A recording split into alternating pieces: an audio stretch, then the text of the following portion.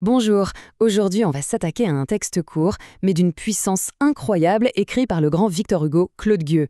Et vous allez voir, c'est bien plus qu'une simple histoire. Alors, il faut savoir que ce texte a été publié en 1834 et c'est vraiment l'exemple parfait de ce qu'on appelle le romantisme engagé. Pour Victor Hugo, une histoire, ce n'est jamais juste une histoire. C'est une arme, un moyen de dénoncer les injustices de la société et de se battre pour que les choses changent. Pour bien analyser ce texte ensemble, on va suivre un plan en 4 étapes. D'abord, on va découvrir l'histoire de Claude. Ensuite, on se posera la grande question. Est-il coupable ou victime ? Après ça, on verra comment Hugo critique la prison. Et on terminera sur son message politique qui est vraiment très fort. Allez, on commence par le commencement. Qui est ce Claude Gueux et qu'est-ce qui a bien pu lui arriver? L'histoire de Claude, c'est une véritable descente aux enfers. Tout commence par un vol. Mais attention, pas par vice ou par méchanceté, non, par pure nécessité, pour nourrir sa famille. Ça lui vaut 5 ans de prison. Là-bas, dans cet enfer, il trouve une petite lumière, son amitié avec un autre prisonnier, Albin. Mais le directeur de la prison, sans raison, décide de les séparer. Claude supplie, il argumente, mais rien n'y fait. Alors, poussé à bout, il commet l'irréparable. Il tue le directeur. Et la fin est inévitable. Il est jugé et condamné à mort. Regardez bien la simplicité de cette phrase. Elle est terrible. L'homme vola. Hugo ne cherche pas d'excuses, il ne fait que constater un fait brutal. Il nous montre que la cause du premier crime de Claude, ce n'est pas sa nature profonde, c'est la misère. Et c'est ça le point de départ de toute son argumentation. Bon, maintenant qu'on a l'histoire bien en tête, passons à l'analyse et à la question centrale que pose ce livre. C'est la question qui nous hante tout au long du récit. Claude a tué, c'est un fait. Légalement, il est coupable. Mais est-ce qu'il est moralement le seul responsable? C'est là qu'Hugo nous force à regarder au-delà de l'acte pour chercher les causes profondes. Et ce tableau, il résume parfaitement le problème. La disproportion est frappante. D'un côté, on a un homme qui a volé pour que sa famille ne meure pas de faim. De l'autre, on a la réaction de la société, 5 ans de prison, des conditions de vie atroces et, en plus, la cruauté psychologique de l'arracher à son seul ami. On sent bien que la balance de la justice n'est pas du tout équilibrée. Pour que son argumentation fonctionne, Hugo est très malin. Il ne nous présente pas Claude Gueux comme un monstre, mais plutôt comme un criminel qui n'a rien d'un criminel. Non. Loin de l'image de la brute sans cervelle, Claude est décrit comme quelqu'un d'intelligent, de digne, de respecté. Il a une sorte de charisme, d'autorité naturelle sur les autres prisonniers. Hugo nous dit que les autres l'écoutaient, l'admiraient et l'imitaient. En lui donnant ces qualités, Hugo nous force à voir son humanité. Et là, on se demande, comment un homme comme ça a-t-il bien pu commettre un meurtre?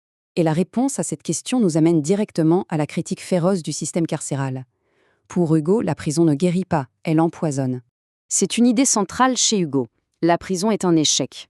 Au lieu de réformer les gens, elle les brise, ou pire, elle les pousse à commettre des crimes encore plus graves. La prison ne corrige pas Claude, elle le fabrique en assassin. Et le symbole de ce système, c'est lui, le directeur de la prison. Hugo le décrit comme un homme, bref, tyrannique, totalement incapable de la moindre empathie. Il n'est pas forcément méchant par plaisir, non, il est juste froid, rigide. Il représente une autorité arbitraire, inhumaine, qui ne cherche pas à comprendre, mais seulement à punir. On assiste alors à une sorte de mécanique terrible, inévitable. D'abord, il y a la frustration de Claude, puis le sentiment d'injustice totale quand on le sépare d'Albin. Ensuite vient la décision, qui n'est pas un coup de folie, non, elle est mûrement réfléchie. Et enfin, le passage à l'acte. Hugo nous montre que ce meurtre n'est pas un accident, c'est la conséquence logique et inéluctable d'un système qui a poussé un homme à sa limite. Et c'est là qu'on comprend que l'histoire de Claude n'est en fait qu'un prétexte. Le véritable but de Victor Hugo, c'est de nous livrer un message politique extrêmement puissant. Et ce qui rend son plaidoyer encore plus percutant, c'est que l'histoire est basée sur un fait divers réel. Hugo n'invente pas tout, il s'empare d'une histoire vraie pour en faire le procès de toute la société de son époque. D'ailleurs, à la fin du livre, Hugo abandonne la narration pour s'adresser directement à nous, les lecteurs. Ses arguments sont d'une clarté totale. Il critique violemment la peine de mort, il dénonce la misère comme la vraie cause du crime, il réclame une grande réforme de la justice et des prisons, et surtout, il insiste sur une solution, l'éducation du peuple. Son appel contre la peine de mort est direct, sans aucune concession. Il ne demande pas de la réformer, il demande de l'abolir, purement et simplement. Supprimer le bourreau. C'est une phrase choc, un ordre qui résonne encore très fort aujourd'hui. Et voici sa solution, qui est à la fois simple et brillante.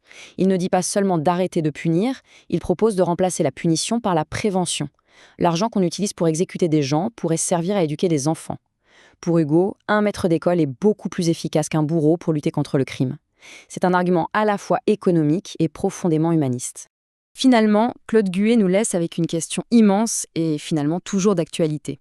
Si la société elle-même est défaillante, si elle crée les conditions de la misère et de l'ignorance qui poussent au crime, quelle est la part de responsabilité réelle de l'individu ?